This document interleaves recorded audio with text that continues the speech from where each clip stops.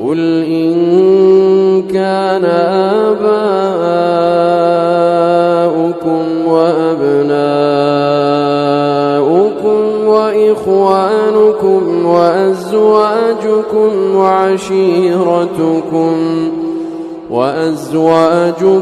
وعشيرتكم وأموال اقترفتموها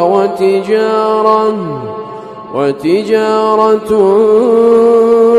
تخشون كسادها ومساكن ترضونها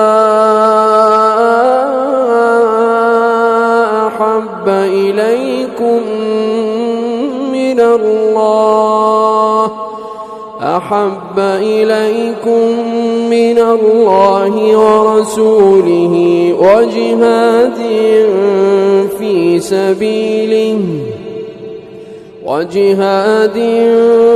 في سبيله فتربصوا حتى يأتي الله بأمره والله لا يهدي القوم الفاسقين.